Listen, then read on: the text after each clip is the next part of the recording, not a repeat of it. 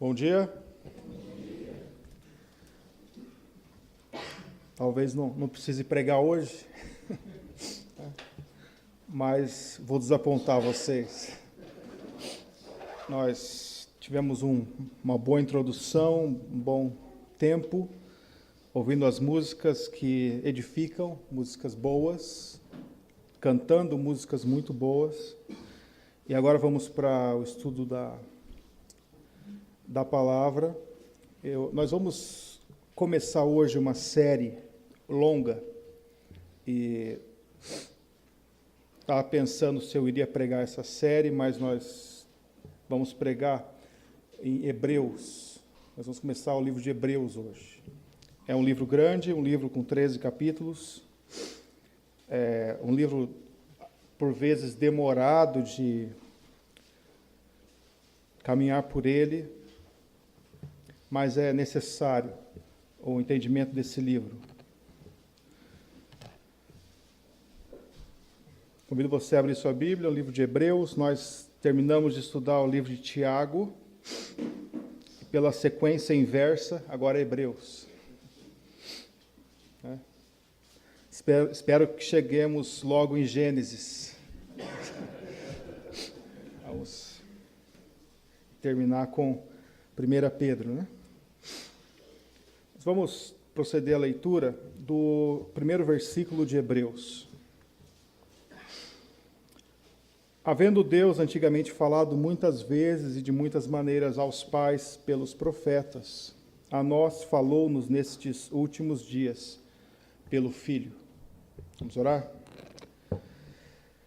Senhor, nós te louvamos pela tua palavra, que é viva e eficaz. Louvamos porque o Senhor nos deu esses presentes, esses escritores de hinos, esses poetas que tentam pintar com cores vivas, cores claras, os acontecimentos da tua palavra e que nos levam, através da música, a refletir, a adentrar em lugares antes desconhecidos, mas a termos sentimentos que nos trazem mais perto do Senhor. Nós te louvamos pelas músicas, te louvamos porque o Senhor também nos tem falado através dos teus profetas, através de todo o Antigo Testamento e nos tem falado através do Filho. Te louvamos pela carta aos Hebreus e pedimos que nos dê graça, que ela realmente venha de encontro às necessidades dos nossos corações e que seja de edificação para o teu povo. Em nome de Jesus. Amém. Em Dourados, eu já estou nós terminamos agora o capítulo 12, vamos entrar no capítulo 13 de Hebreus. Dourados nós temos os cultos todo sábado à noite.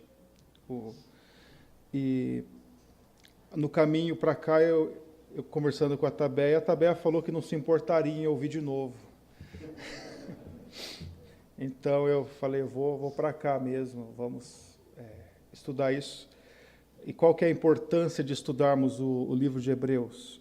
Nós vivemos em tempos difíceis, em que muitas coisas procuram tirar a nossa atenção daquilo que realmente importa. E Hebreus foi escrito para pessoas vivendo mais ou menos do jeito que a gente vive hoje. Ele foi escrito mais ou menos no ano 70 depois de Cristo. Cristo já havia morrido há 40 anos. As pessoas começavam a dar mais valor à tradição, aos ensinos antigos, às vezes ao Antigo Testamento, ao templo, a coisas grandes, coisas valiosas que Deus tinha colocado, ao invés de dar valor naquilo que realmente importa, que é o Senhor Jesus Cristo. Eles estavam estavam com fome, à tarde, olhando para aquela taça de sorvete e falando, olha que bonita a sombra dessa taça. E apreciando a sombra, ao invés de apreciar a taça. E se deleitando em ter a sombra da taça, sendo que eles tinham o sorvete para degustar. E nós vivemos num tempo parecido, em que muitas coisas tomam nossa atenção e tendemos a tirar os nossos olhos de Cristo, tendemos a tirar os nossos olhos daquilo que realmente importa. Também eles viviam num tempo em que não davam muito valor ao sacrifício mesmo de Cristo. Muitos deles pisavam no sangue de Cristo.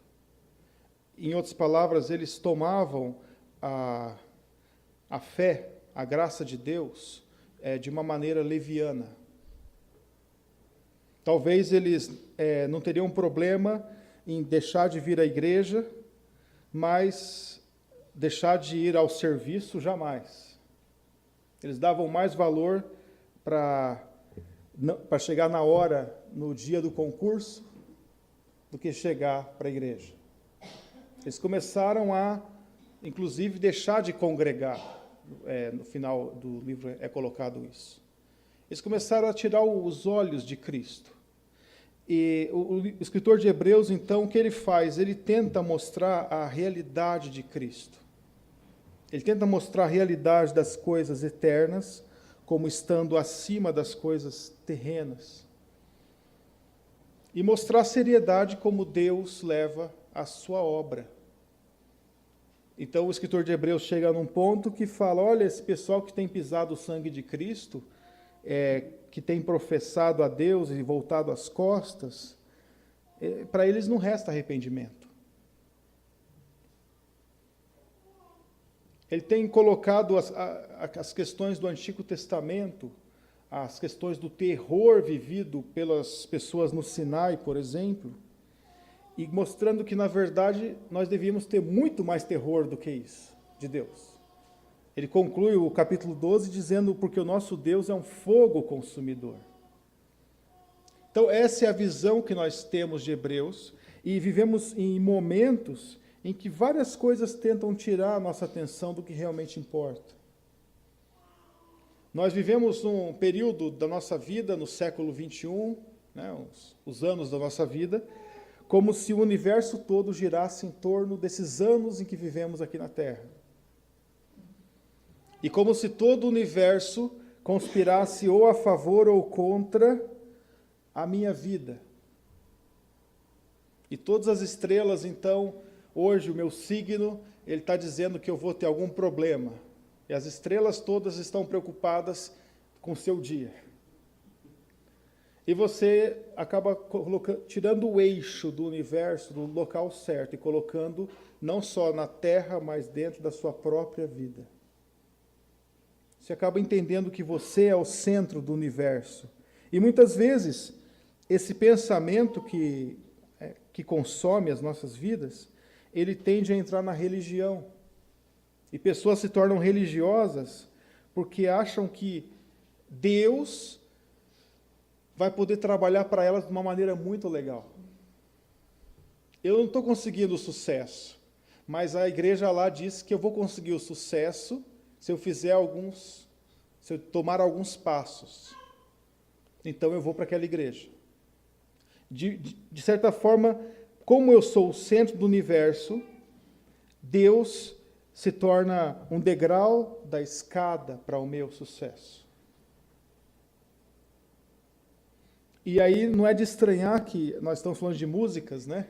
Não é de estranhar que no tempo de Bach, ele centrasse as músicas em Cristo, tentando mostrar os sofrimentos de Cristo,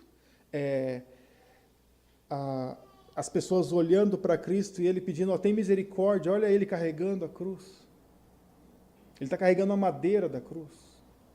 E ao invés de focar nisso, as pessoas hoje, então, elas vão focar em dizer que eu mereço, restabelece a minha sorte, ou me dá. As músicas vão centrar no eu. Eu quero sentir a tua presença, eu quero ser teu, e restitui, e aí vai em diante. Esse é o tipo de música que reflete o pensamento de pessoas que são centradas em si mesmas. Sabe qual que é o maior problema da música contemporânea?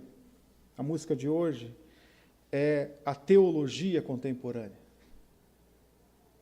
Porque as pessoas não chegaram a isso. As pessoas estão vivendo como os ouvintes da carta aos Hebreus. Mas nós não devemos viver assim, e para isso temos essa carta. Nós devemos atentar para o que temos nessa carta, e vamos começar hoje com esse primeiro versículo. E começa dizendo, havendo Deus antigamente falado muitas vezes. Eu quero que você foque a sua atenção em havendo Deus antigamente falado. Deus falou. Para muita gente é estranho essa frase, essa simples frase. É estranho essa ideia de que Deus tenha falado. Mas olha só, aquele que criou a língua não falaria? É estranho para eles a ideia de que Deus tenha escrito. Mas será que aquele que inventou a linguagem não seria capaz de escrever?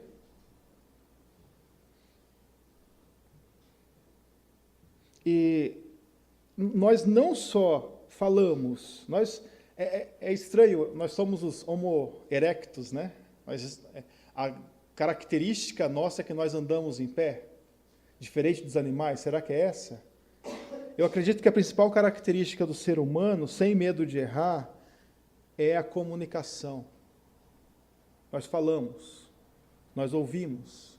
Se você olhar as principais empresas hoje, as que ganham mais dinheiro no mundo, não são aquelas que fazem carros, foguetes, qualquer coisa de tecnologia, mas são aquelas que trabalham com comunicação. É o Google. Eu quero pesquisar um assunto. Vou no Google. Eles estão ganhando dinheiro quando eu estou pesquisando. No Brasil, a coisa mais usada no Brasil é o WhatsApp. O que o WhatsApp faz? Comunicação. As empresas que mais ganham no mundo não são as empresas de tênis, porque nós andamos, né? A principal característica nossa não é andar de pé. A principal característica é que nós nos comunicamos. Agora, não seria estranho que nós que nos comunicamos fôssemos criados por um Deus que não é capaz de se comunicar? E como será que teríamos desenvolvido essa habilidade de comunicação? Porque existe um abismo entre nós e os animais. Não existe? Aí alguém se espanta e mostra que um chimpanzé consegue fazer um sinal de libras, ou entender um sinal de libras. Mas olha a diferença. Minha filha de 1 ano e 9 meses é bem mais desenvolvida que o chimpanzé. E os chimpanzés não ficam querendo escrever livros. Eles não vão a igrejas, eles não tentam provar que Deus não existe. Eles simplesmente vivem a vida, seguem seus instintos. Mas nós somos diferentes. Agora, para alguns é estranho que Deus tenha falado, mas Deus falou. E eu digo mais, é necessário que Deus tenha falado. Porque a natureza, por si só, ela não é suficiente para que eu entenda quem Deus é. Vamos supor que nós fôssemos colocados aqui na Terra, tá? Todo mundo foi colocado na Terra, nasce, vai se procriando, multiplica, enche a Terra, mas Deus não tivesse se revelado. O que nós saberíamos sobre Deus? Você vai dizer muita coisa, com certeza, muita coisa. A gente chama isso de teologia natural. É o que eu posso saber de Deus sem a Bíblia. Coisas que eu posso saber de Deus. Por exemplo, eu posso saber que Deus aprecia cores. Eu vejo um pôr do sol. Eu vejo um arco-íris. Eu vejo tudo na terra e eu vejo que Deus gosta de cores. Agora a gente passa na estrada e vê os ipês amarelos florindo. E a Tabea estava filosofando ali, né, no carro, olhando os ipês e falando, olha, eles ficam iguais às outras árvores o ano inteiro, ninguém percebe, mas agora eles dizem quem são, eles dizem a que vieram, né? Mas eles estão ali. Quem criou aquela cor? Eu posso saber que Deus gosta disso, gosta de cores. Você pode ver cada árvore, cada folha, cada textura são diferentes, Deus gosta dessas formas. Mesmo os animais são todos diferentes. E você pode apreciar, desde aquele cachorrinho de raça que você tem em casa, bonitinho, né, até o vira-lata, você vai ver ali as diferenças. Ou o gato, olha, Deus fez o gato. Muita gente não gosta do gato, né, mas Deus fez o gato. E se você souber acertar o ponto, ele fica muito gostoso, né? Mas o gato, quebrar um pouquinho, né? Deus fez aquilo, e tem gente que se mata por aquilo. E a gente em casa não gosta tanto, mas a Ana é um problema. Você passa perto de uma casa que tem gato, tem que parar para ela ficar olhando o gato, né? Ela gosta muito do bicho. Deus fez tudo isso, fez de maneiras diferentes. Então, eu posso olhar para a criação e entender um pouco disso. Eu posso olhar para uma célula, pegar o microscópio, olhar para uma célula, e ver dentro da célula que existe um outro universo ali dentro. Estou falando uma célula. Essas células, quando morrem, você vai tomar banho, né? Elas saem do seu corpo, vão embora, mas essa coisa que você não consegue enxergar é uma célula. Tem um universo ali dentro. Se você esticar o DNA dentro de uma célula, dá mais de 2 metros. Uma célula. É informação. O seu corpo tem algumas delas, em cada parte. E aí, quando você olha a célula, você diz, espera aí, alguém tem que ter feito isso. Aí quando você olha para o inverso, o que é o inverso da célula? O universo, né? Você olha para o universo, aí você procura a parede do universo. Não é possível que esse universo seja infinito, tem que ter uma parede. Aí eles vão procurando. Não chegaram ainda lá. Aí eles te dizem quantos bilhões ou trilhões de estrelas que tem, e cada vez que eles cavocam mais, o número aumenta. E quando você olha as estrelas, você fala, peraí, Deus quis que à noite nós tivéssemos esse quadro, né? Eu gosto muito na arquitetura, eu gosto muito disso, de tentar trazer a noite, o esplendor da noite de volta para as casas. Adão e Eva, Deus colocou eles no jardim. Deus não fez uma casa para eles. Deus coloca eles no jardim, e à noite, quando eles deitam na grama, o que eles olham? As estrelas, o céu, né? E hoje, com o vidro, você pode retornar isso para as pessoas, para que elas possam, à noite, olhar para as estrelas e talvez no outro dia acordar um pouco menores. Falando menos arrogâncias na sua vida diária. Mas Deus cria então também as estrelas. Eu posso ver que Deus é grande. Ele é minucioso ao criar a célula, algo que funciona, mas ele também cria um universo sem paredes, para eu saber que ele é infinito. Deus cria um corpo humano que funciona, Deus cria um cérebro que funciona, tudo no seu lugar. Eu posso ver então que Deus tem cuidado de tudo isso. Mas aí eu pergunto, e aí? Quem é esse Deus? Alguns vão dizer, não, a vida pode ter sido semeada na Terra por alienígenas, né? Alienígenas chegaram aqui e colocaram a vida na Terra. Aí eu falo, peraí, mas isso aí não resolve meu problema. Quem criou os alienígenas? Porque se eles não foram criados, então eles são Deus. Certo? Então os alienígenas são Deus, então você crê em Deus. Não tem para onde você correr. Você sempre vai chegar em Deus. Você chega e pergunta para a pessoa, peraí, mas a matéria é eterna? Isso aqui sempre existiu? Ou ele teve um princípio? Se a pessoa falar, não, isso aqui sempre existiu. Tá. Então é pela fé que você crê, né? Porque, na verdade, a ciência diz que isso aqui tá envelhecendo. Como que ele sempre existiu? Ele tem que ter tido um começo.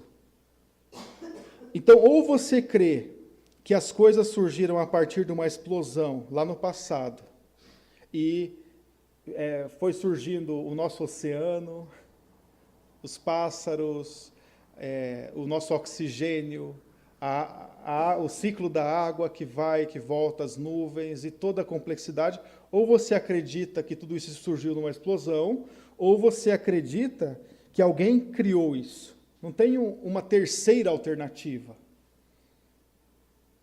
E quando você olha para as coisas criadas, é óbvio que você vê que alguém criou. Seria estranho eu chegar para você e falar que esse aparelho aqui, esse tablet que está aqui na frente, ele surgiu a partir do acaso. Umas rochas foram se mexendo e, de repente, deu uma explosão e foi caindo tudo, as peças, e ele funciona. Né? E está escrito aqui Gênesis ainda. Seria estranho isso. Ou está escrito no seu celular, né? Está escrito Motorola, Samsung, ainda as próprias letras foram impressas ali numa ordem interessante. Agora você olha para o celular e pergunta, o que é mais difícil fazer, um celular ou um olho?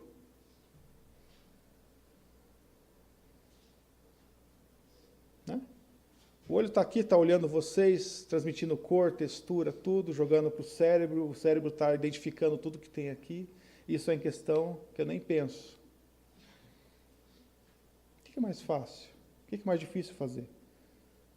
Mas Deus, Ele criou todas as coisas, e o livro de Hebreus, ele é escrito também para que nós fortaleçamos nossa fé em Deus.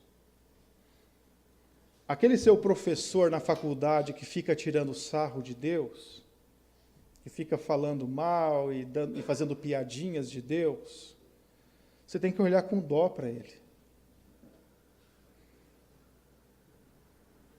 Tem que olhar, começa a fazer pergunta para ele.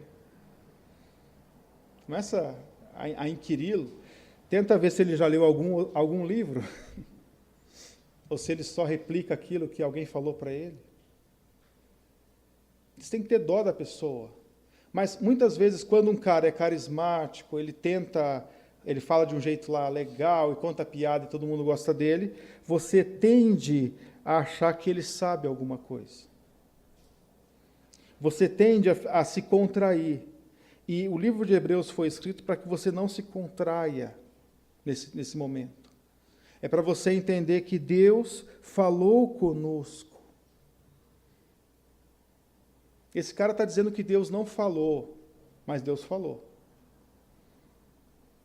Para esse cara, o mundo é tudo o que há e a morte é o fim de todas as coisas. E aí você pode chegar e perguntar para ele, então, professor, quer dizer que o senhor não acredita em Deus? Eu não acredito, blá, blá, eu sou ateu e tal. Você acredita, então, que no final da vida tudo acaba? Acaba, a vida simplesmente acaba. E o que o senhor ganha em falar isso para mim, então? Quem que vai estar do outro lado para apertar a sua mão e dizer servo bom e fiel? Vai ter o Darwin lá? Por que o senhor está trabalhando tanto? Eu vejo que o senhor se esforça em tentar provar que Deus não existe, mas o que o senhor ganha com isso? Aí você fala, eu vou tomar uma água e depois eu volto, para a gente conversar. Aí você não precisa voltar, não deixa a pulga atrás da orelha dele. Né? Mas o que o senhor ganha com isso? Quem está lá do outro lado, te esperando? E, na verdade, você tem que olhar para ele com dó, colocar uma pulga atrás da orelha dele e entender que nós temos a verdadeira fé. Deus falou antigamente, muitas vezes e de muitas maneiras. Isso não quer dizer que que pessoas não tenham mentido dizendo que Deus disse algo que ele de fato não disse. Sempre houve falsos profetas, tá? Essa é uma outra questão. Deus falou antigamente, mas não é porque alguém falou antigamente que ele falou pela boca de Deus. Você lembra qual foi o primeiro falso profeta? O próprio diabo, não foi? Ele chega para Eva e diz, foi assim que Deus disse? E ele está ali, né, chacoalhando a sua bebida, né? Você imagina aquela serpente, né? Foi assim que Deus disse? Tirando sarro da palavra de Deus. Sempre teve aqueles que também disseram, que falaram em nome de Deus, mas o sinal do verdadeiro profeta que Deus nos dá e que Deus dava na época, eram pessoas que falavam da parte de Deus, ou seja, eles não iam contradizer aquilo que Deus já tinha falado. Se eles dissessem que algo iria acontecer, aquilo realmente aconteceria. Mas, principalmente, o pastor Fridolin já passou aqui pelos sinais, mas o principal sinal eles não iriam falar diferente do que Deus já havia falado. Porque o diabo poderia vir e fazer um sinal incrível, mas ele ia levar o povo a pecar. Hoje muitos falam em nome de Deus, e no Novo Testamento o tempo todo nós somos exortados contra esse tipo de gente. Como no passado surgiram muitos falsos profetas, hoje também tem. É o argumento. Muitos livros foram escritos especificamente para combater esses falsos profetas. Você pode ver o livro de Colossenses, foi escrito para isso, a questão dos gnósticos. O livro de Judas, lá no final da Bíblia, Judas começa a escrever falando, olha, eu ia escrever sobre a graça comum, mas não vai dar, eu vou ter que escrever sobre esses caras. Esses falsos profetas que estão tentando destruir a igreja. Então, os falsos profetas, eles não são privilégio de uma época da igreja, mas eles estão em todo o tempo. Não é porque Deus falou no passado, é que ele tenha falado pela boca de todo mundo. Não é porque algo é antigo que é bom. Essa música que a gente ouviu, a música do Bach, é antiga. Aí você pensa, é antiga, então é boa. Mas na época do Bach, um monte de música ruim. Sempre teve música ruim. Não se preocupa, não pensa que só hoje tem. Todos os nossos irmãos no passado tiveram acesso a músicas ruins. Tiveram seus cantores gospel no passado. Mas hoje, nós temos que atentar a isso. Não é porque Deus falou, não é porque algo é antigo que algo é bom, mas Deus teve os seus profetas. Deus falou através deles. Deus colocou o seu selo na vida deles. E Moisés, quando chega para o povo e fala, olha, gente, Deus falou comigo, é para a gente sair aqui do Egito e tal. Ele não fez isso sem sinal. Ele chegou e mostrou através de vários sinais que Deus tinha falado com ele. E esses sinais foram crescendo na medida em que eles entravam na Terra Prometida. Então Moisés chega diante do Mar Vermelho, o mar se abre, e Moisés ora, Deus manda comida, e Deus vai credenciando o seu servo. Por isso nós temos Moisés, esse grande profeta de Deus, que escreve os 5 primeiros livros da Bíblia, que são a base de toda a Bíblia. Todo o Antigo Testamento repousa sobre os 5 primeiros livros. É lá em Salmos que Davi fala, quanto amo a tua lei, a minha meditação todo dia. Que lei? A lei escrita por Moisés. E é lá no Novo Testamento que o próprio Cristo também se remete a isso, falando, olha, eles têm Moisés e os profetas, ouçam-nos. Ainda cita nominalmente o próprio Moisés. Deus credencia os seus servos, Deus credenciou os seus servos que falaram em nome dele.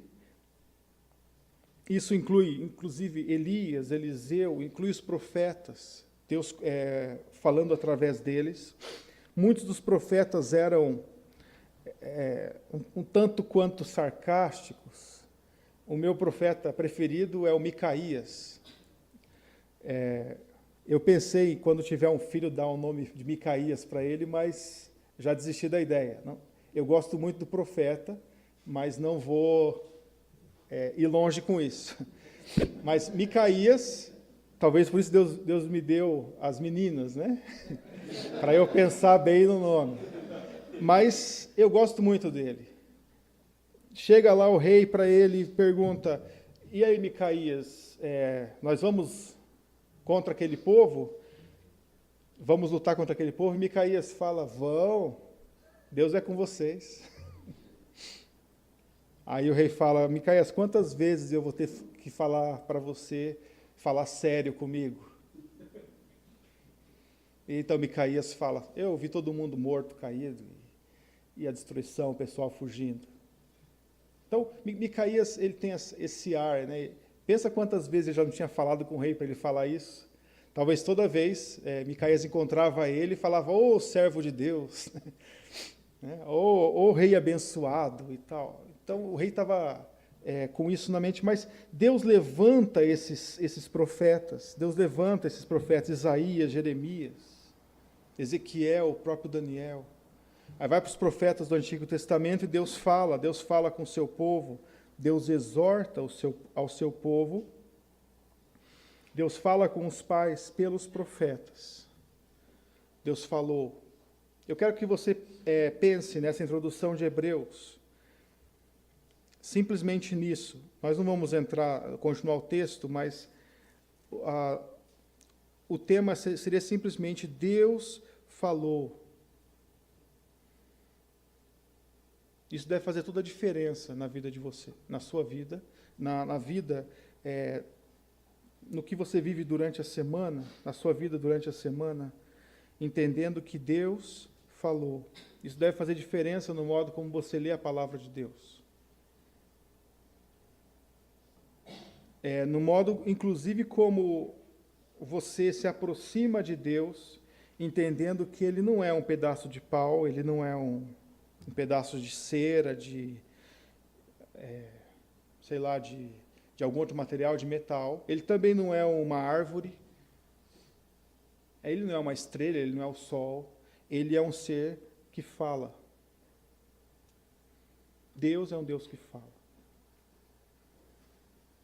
E para terminar, uma das passagens do Antigo Testamento que mais me chamam a atenção, principalmente depois de ter filhos, né, é a passagem em que Agar está saindo, ela é expulsa de casa, Abraão e Sara têm problemas com Agar. Agar é uma serva que aparentemente já não tem valor para os seus senhores, ela foge. Ela chega num lugar e não tem mais comida, não tem mais água, simplesmente ela chega naquele deserto, coloca o filho num lugar, vai andando para ficar longe do filho, o seu filho Ismael, para não ouvir o choro do menino. Ou seja, ele vai morrer, eu vou morrer, acabou. Mas naquele momento de terrível aflição, Deus chega para ela. E Deus fala com ela. E Deus fala, olha, Agar, tem um poço ali, dá água para o menino. E ela então diz, este é o Deus que me vê. Não tinha ninguém aqui no deserto. E Deus então vai até ela. Esse é o nosso Deus. É o Deus que fala conosco, através da palavra. É o Deus que tem esse cuidado pessoal conosco. E que nós devemos então ter tanto respeito. Deus antigamente falou muitas vezes e de muitas maneiras aos pais pelos profetas. Mas nos últimos dias nos falou pelo Filho. Na próxima mensagem nós vamos começar a falar sobre Cristo, mas eu quero que você grave isso. Eu quero que você grave essa primeira frase de Hebreus, que vai te ajudar a chegar mais próximo de Deus. Deus falou. O nosso Deus é um Deus vivo, é um Deus que fala. Ele criou você dessa forma, um ser tão falante. Não é possível que ele também não fale. E se ele não tivesse falado, você teria desculpas para adorar o sol, as estrelas, você teria desculpa para inventar um Deus do seu jeito, mas ele falou. E o modo correto de adorarmos a Deus é o modo prescrito nas Sagradas Escrituras. Ele falou porque ele tem essa preocupação em que não caiamos na idolatria. Não terás outros deuses diante de mim. Como eu sei que o que eu adoro não são outros deuses, porque a Bíblia diz quem é o verdadeiro Deus. Vamos orar?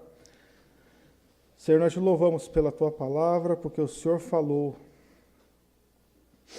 O Senhor é um Deus vivo, o Deus que criou todas as coisas, que sustenta todas as coisas.